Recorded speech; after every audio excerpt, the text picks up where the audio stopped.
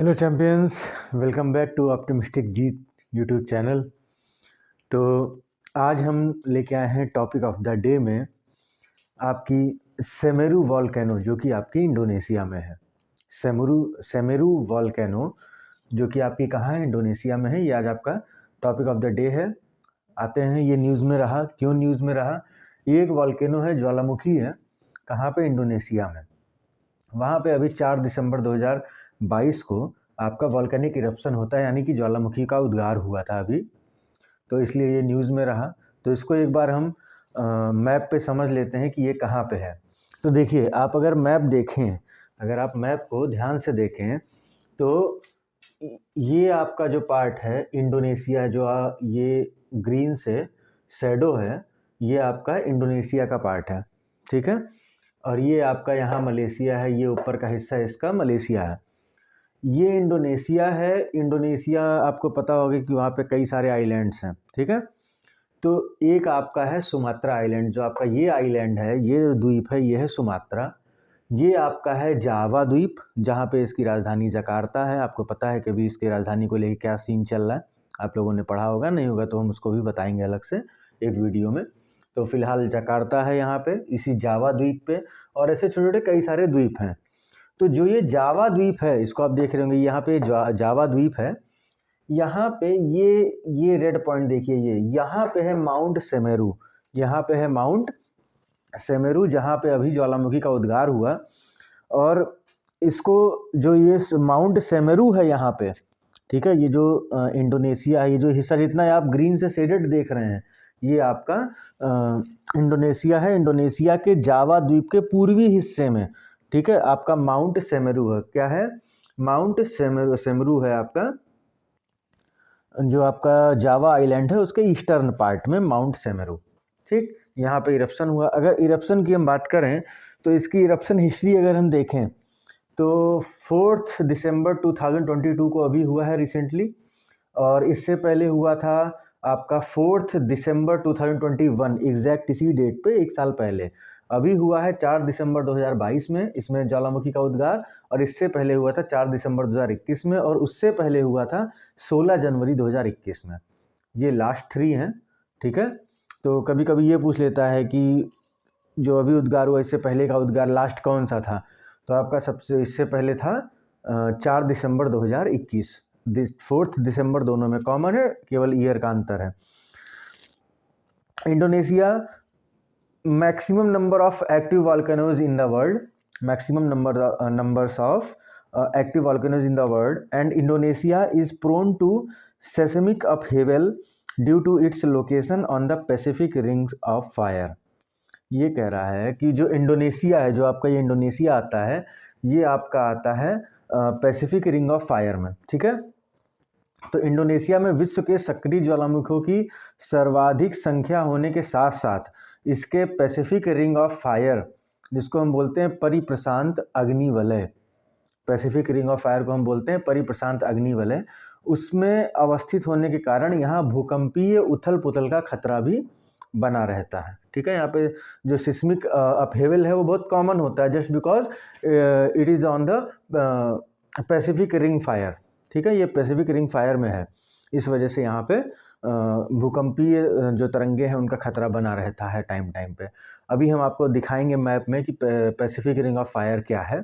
उसके अलावा हम एक चीज़ और देख लेते हैं कि it is the part of island arcs formed by the subduction of the Indo Australian plate below Sunda plate, that is the part of Eurasian plate. Trench formed here is called Sunda Trench, whose major section is the Java Trench, ठीक है। ये कह रहा है कि जो Semeru ज्वालामुखी है वो सुंडा प्लेट के नीचे स्थित है, ठीक है।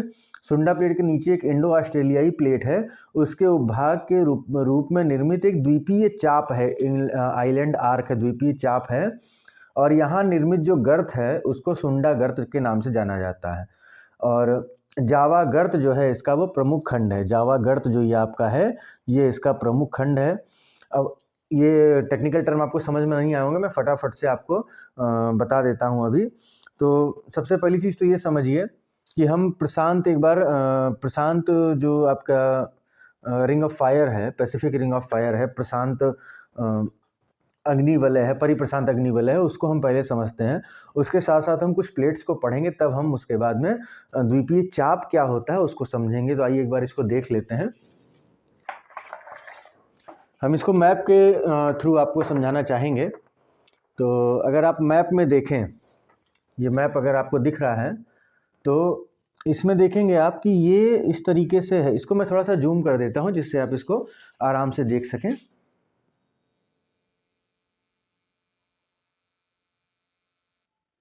आई होप आप लोगों को अभी थोड़ा सा ये दिख रहा होगा क्लियर। तो अगर आप देखें मैप में तो जो ये हिस्सा है ये आपका प्रशांत महासागर है, पैसिफिक ओशियन है।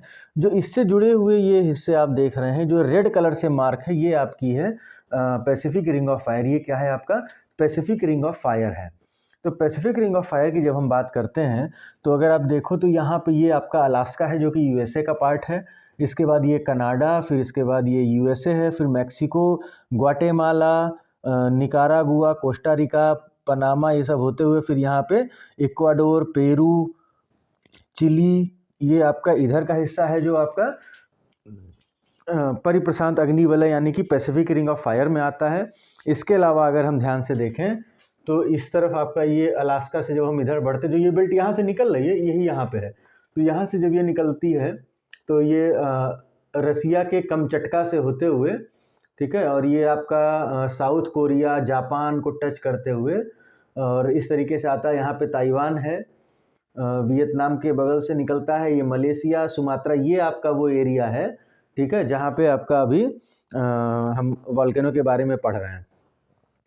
तो यहाँ से निकलता हुआ आता है, ये इंडोनेशिया है, यहाँ पापुआ है, पापुआ न्यू गिनी है, फिर न्यूजीलैंड है। ये आपकी पूरी जो है वो पैसिफिक रिंग ऑफ फायर है। ये आपका क्या है पैसिफिक रिंग ऑफ फायर है, जहाँ पे ये आपका सुमात्रा, जो सुमात्रा, जावा, ये जो द्वीप आप देख रहे हैं इंडोनेशिया, यहाँ पे ये वो आपका सेमेरू वॉल्केनो है, ठीक है। अब हम बात कर रहे थे, अभी हमने बोला था द्वीपीय चाप यानी कि आइलैंड आर्क की हम बात कर रहे थे। तो आइलैंड आर्क की जब हम बात कर रहे थे उस बीच में हमने आपको बताया कि ये सुंडा प्लेट, अब सुंडा प्लेट, अभी हमने नाम लिया इंडो ऑस्ट्रेलियन प्लेट, हमने यूरेशियन प्लेट बोला।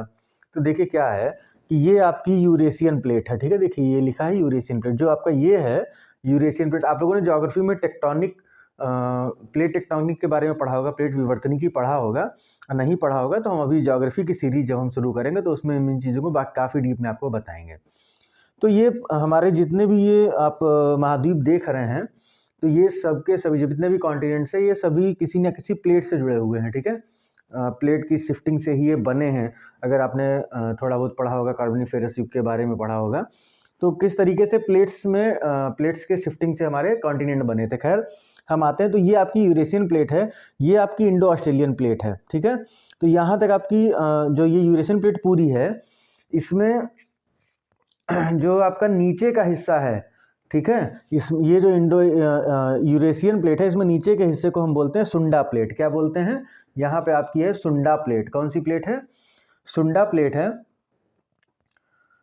उसका नीचे है ये सुंडा प्लेट, उसके नीचे ये है। और जो इंडो ऑस्ट्रेलियन प्लेट है ना, इंडो ऑस्ट्रेलियन प्लेट, इसके उपभाग के रूप में ये द्वीपीय चाप है, आइलैंड आर्क है। तो ये फैक्ट की बात हो गई, बाकी ज्योग्राफी में इसको अच्छे से समझाएंगे।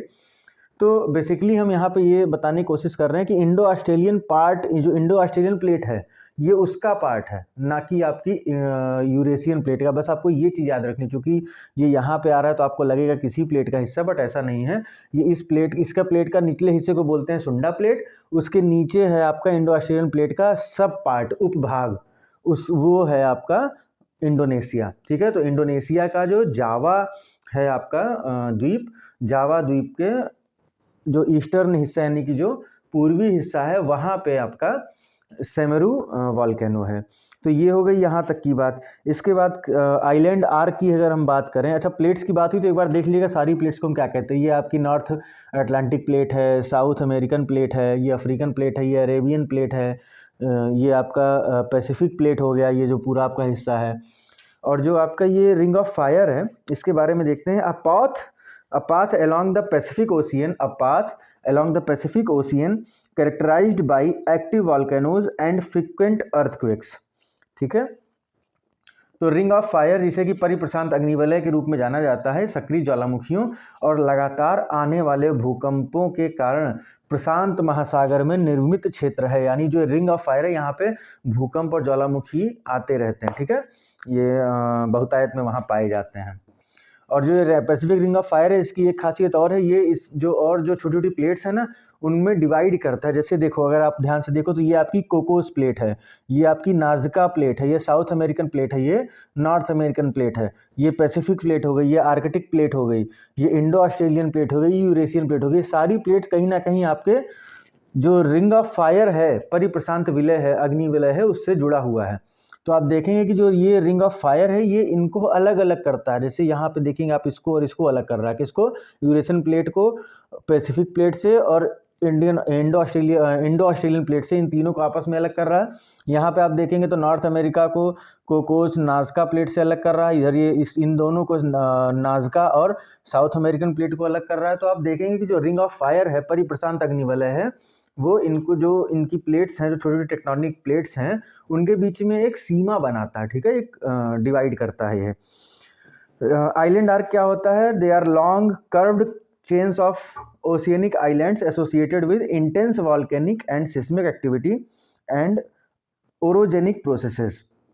तो जो द्वीपीय चाप हैं, ये तीव्र ज्वालामुखी और भूकंपीय गतिविधि तथा ओरोजेनिक जो यानी पर्वत निर्माण की प्रक्रियाएं हैं, उनसे जुड़े समुद्री द्वीपों की लंबी घुमावदार श्रृंखलाएं होती हैं। देखिए, किताबी भाषा है ये, जनरली ऐसे समझिए कि आप देखते हैं जैसे वो अपना अंडमान निकोबार में ऊपर से नीचे आता है ना, छोटे छोटे द्वीप है, छोटे द्वीप है, बीच में समुद्र के बीच में होते हैं।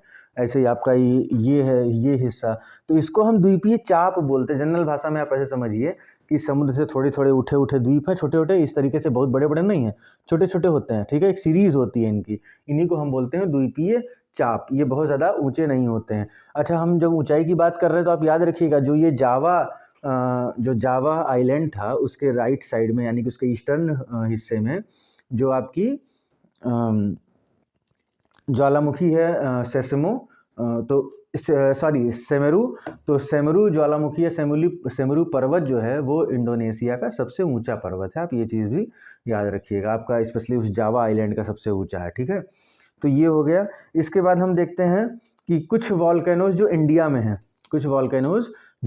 हैं, उनका हम नाम देख लेते हैं एक बार। जैसे बैरन आइलैंड, ये अंडमान में है। ठीक है, इसके बाद आपका है नारकोंडम, ये भी अंडमान में है। इसके बाद है बारातंग, ये जो है आपका अंडमान में है। फिर डेक्कन ट्रेप्स भी आपका ज्वालामुखी से जुड़ा हुआ है, ये आपका महाराष्ट्र में आता है। फिर आपका धिनोधर हिल्स हैं, ये गुजरात में हैं। और इसके बाद आपकी धोसी हिल्स हैं, जो कि हरियाणा में हैं। इसके बाद हम एक और चीज़ देख लें जो हमारे एग्ज़ाम पॉइंट ऑफ व्यू से बहुत ज़्यादा इम्पॉर्टेंट है। तो उसमें देखिए, कुछ नाम मैंने लिखे हैं यहाँ पे। ये जो 4 ज्वालामुखी हैं, ये भी रिसेंटली इनमें इरप्शन हुआ, इधर कुछ महीनों में ये इरप्शन होता है, ज्वालामुखी का उद्गार हुआ। इसलिए ये इंपॉर्टेंट है, क्योंकि एग्जाम में बहुत ईजिली क्वेश्चन बनता है। जैसे आपकी एक है सेंगे, जो कि इक्वाडोर में है, SANGAY, सेंगे आपकी जो है वो इक्वाडोर की ज्वालामुखी है, जिसमें अभी हाल ही में उद्गार हुआ। एक टाल वॉल्केनो है, एक है टाल वॉल्केनो, ये आपकी फिलीपींस में है। माउंट सिनाबंग, ये इंडोनेशिया में है। और मेराप्पी वॉल्केनो, ये आपकी इंडोनेशिया में है। ये ज्वालामुखी के नाम, यानी वॉल्केनो के नाम, और वो कहाँ कहाँ है, ये आपको याद रखना है। एग्जाम में आपको ये मिलाने के लिए मिल जाते हैं। ठीक है, जिसमें कहते हैं कि कॉलम ए और कॉलम बी को मिलाओ, या इसमें से कौन सा सही मिला हुआ नहीं है, ऐसे टाइप के क्वेश्चन जो आते हैं उसमें ऐसे ही पूछा जाता है। तो ये हमारा आज का टॉपिक था, सेमेरू वॉल्केनो। शॉर्ट में मैंने बताने की कोशिश की है, कुछ ज्योग्राफिकल टर्म को समझाने की कोशिश की है। अब ये 10-15 मिनट की वीडियो में हम आपको पूरी तरीके से ज्योग्राफी के वो टर्म्स को एग्जैक्टली उतना एक्सप्लेन नहीं कर सकते। जनरल लैंग्वेज में मैंने आपको बताने की कोशिश पूरी की है। अगर आपको वो कोशिश अच्छी लग रही है तो चैनल को सब्सक्राइब करिएगा, जुड़े रहिए। आगे ऐसे ही बहुत सारी बेहतरीन वीडियोज़ के साथ हम बहुत जल्द आपके साथ में हाजिर होंगे। Thank you so much for watching my video. And हाँ, जो चीज़ को पढ़िए उसका हो सके तो नोट्स बनाइए। बाकी इसका नोट्स मैं आपको अपने टेलीग्राम चैनल पे अपलोड कर दे रहा हूँ, और उसका लिंक आपको भेज दूंगा। अभी तक के मैंने नोट्स नहीं अपलोड किए, धीरे धीरे सब अपलोड कर देता हूँ। ठीक है, चैनल को सब्सक्राइब करिए, वीडियो को लाइक करिएगा अगर अच्छी लगी हो, और शेयर करिए लोगों से, जिससे कि हमारी मेहनत को कुछ नज़रिया मिले और लोगों की मदद जो हो सकती है हमसे वो हो सके। Thank you so much, thank you for watching.